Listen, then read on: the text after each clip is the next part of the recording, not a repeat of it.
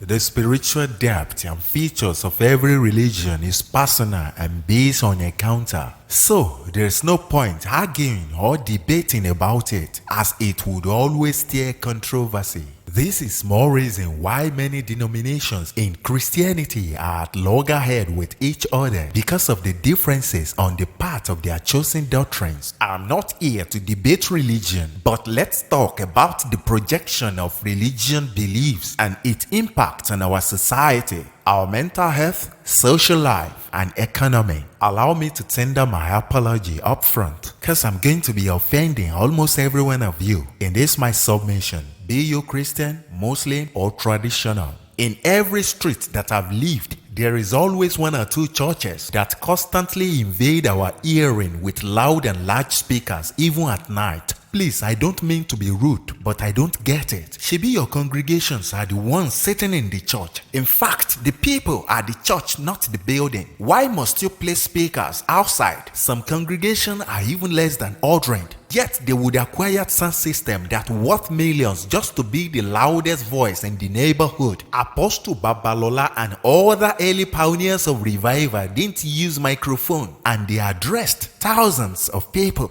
And here you are compelling poor church members to raise funds so that you can acquire the latest microphones and amplifiers built by the Chinese, whom you tagged idol worshippers. In my school days, I was in a city which I wouldn't want to mention. The hold-up was so massive that even bicycle cannot manage to pass, and I discovered I was the only one who was so worried in the cab. What could be the cause of this prolonged hold-up? A lady beside me laughed at my lamentation. Ẹ̀gbọ́n ṣàlejò ní yín ìlú ni? She asked me, and I said yes, it's my second time in the city. It was then I realized that the hold-up is not a new thing to them. Òní lọ́jọ́ Jímọ̀, ẹ̀yin ọkàn bọ́lẹ̀ kẹ́ wo wájú. I did just as she said. I came down from the vehicle. I was shocked to see several people occupying the main road, left and right. Asked me what these people were doing. They are praying. I sluggishly walked back into the vehicle and I asked the lady, like, when are they going to be through? She said less than 2 hours, sha. I asked her, she been only this place, this kind thing they happen. She said no, now everywhere we get central mosque in the heart of the city. I shouted, I'm not against their prayer, but what if there is an emergency or a kind of important issue that demand the usage of the road? Nobody answered me. Do you think all this is good for our mental health and socio-economic development? Whenever I discuss this with some Muslims, most of them sees me as an antagonist of their religion. Now let's talk about tourism, which you termed as pilgrimage. Christians and Muslims place so much priority on visitation to their so-called Holy Land. Individuals spending millions to improve the IGR of another country, all in the name of visitation to a land they called holy. When they get there, they visit their historical site, they pray and take pictures in their museums. They would climb mountains and also swim in the rivers. All these adventures is holy to them.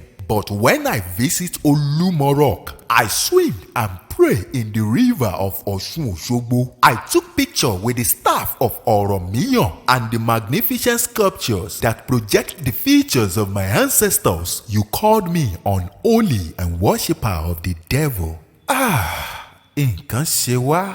Now, to all the traditionalists, I know you've been maltreated, lied upon, cheated, demonized, and bastardized just because you chose to uphold and sustain African heritage. And it is to this effect I chose with my own little might to sensitize and educate our people not to see this as evil. Whenever they talk ill of African tradition, I refuse to believe the evil narration about my ancestors and my forefathers, and I have been defending with all I've got. Àmọ́ àwọn kan ò fún wa lọ́rọ̀ sọ. Mébẹ̀yìn àgbà ló ní bí wọ́n bá pèyàn lábì fún rárá, ó yẹ kó pà fún náà mọ́. Wọ́n tún gbọ́dọ̀ máa pè wá lólè ká tún máa gbọ́mọ ẹran jó. Recently, I was invited to a festival, but I couldn't go due to my schedule around that time. So I told them to keep updating me with the video clips of the activities happening there so that I can post it on my social media. So before the day runs out, I got like 10 heavy video clips. So I downloaded everything with so much interest to watch and post, but I felt so disappointed because all I see in the clips are people with long cane flogging each other mercilessly with wounds and bruises on their body. I was passing through a major road in the heart of the town some time ago. Suddenly, people started running, pandemonium everywhere. People were wailing, shouting that you would think there's a riot. Some people already fell in the gutter while some ran into unknown building. So I joined them on the run, but I later stopped running just to see what is actually chasing us. Then I behold a very terrifying masquerade with a sparkling sharp cutlass. Someone was holding the masquerade with a chain long for about 5 meters. They said the masquerade normally kill people. Oh, he killed some people last year. You better run for your life. Oh, I felt so hot. All in the name of traditional festival. Thugs and hoodlums will take over the streets, looting and harassing people in daylight. I could remember in the year 2007, my precious friendly dog just gave birth to some puppies, and some silly guys killed this dog that is still breastfeeding its little puppies, and they dragged it away while on bike. Is this what Ogunlakaye taught you? So, all these illicit practices are the memories you want people to have about traditional festivals, and you are complaining that your children are not subscribing to your religion practices. Why would they? According to Professor Oluwole Sophie, she said, and I quote, "There is no perfect culture or religion anywhere around the world. You see, the Europeans are so wise that they perfectly edit and project the good part of their practices and as well make sure it is exportable. This is more reason why your children would always choose Father Christmas over masquerade. Stop complaining why your children prefer church to your scary shrine. Please stop making African culture look horrible and scary. You can do better during your festivals. What happened to the dance, chanting, drumming, stunts, magic, prayers, and serving of sweet delicacy? During my childhood in our village, I could remember the likes of Egun Aroshewa. They usually come out as husband and wife in beautiful attires. The wife that is taller than the husband is my favorite because of the dance moves with a peculiar grooving varieties of talking drums. I also remember the likes of Omedonrun, which means maidens from heaven. They dance calmly and slowly in their white glassy attires.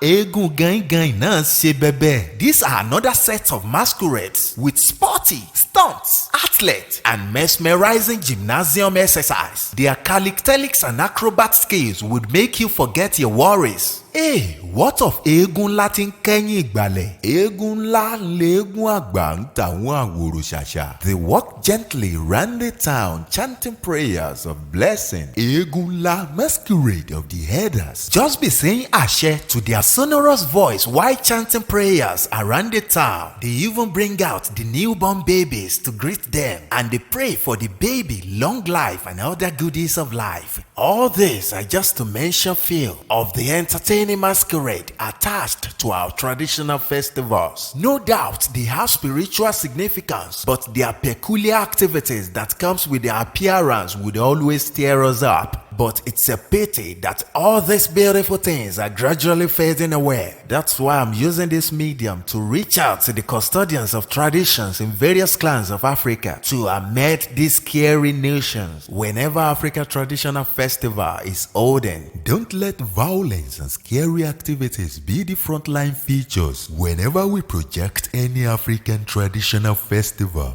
Ẹ lé olè sẹ́yìn, ẹ mọ́ gbà wọ́n mọ́ ta láàyè. Àwọn àwòrò tí ò kójú wọn, ẹ lé wọn sẹ́yìn ń dé òòṣà. Ẹni mojú Ògún ni ẹjọ́ pa bìnírè. Àwọn agbẹ̀yìnbẹ́bọjẹ́ yìí ní bọdún ṣẹ̀ṣẹ̀ jẹ́. Àwọn baba ńlá mi ò pààyàn bọ́rí. Ìran mi kan ò pààyàn sọ́dún òòṣà. Ẹ yé pè wá lẹ́ni ibi mọ́. Quit the evil narration about my ancestors. Stop manipulating history to make my children hate their roots. Enough of your propaganda heresy, promoting your religion at the detriment of African heritage. Ojú ọ̀run màtẹ́yẹ ń fò láì farakanra. Tẹ́lẹ̀dùà bá fẹ́ kí gbogbo ayé ó ṣẹ̀sìn kan kò màná ní nǹkan kan. Mébẹ́ lọ́kàn gbogbo èèyàn ọwọ́ Elédùmarè ló wà. Kóńkó jambele ẹjọ́ ń kálukú ó ṣe tiẹ̀. As long as your religion practices doesn't inconvenience your neighbor and the society at large, let humanity be the number one and your doctrine. Mébẹ́yìn náà lẹ́ní ìwà lẹ̀sìn.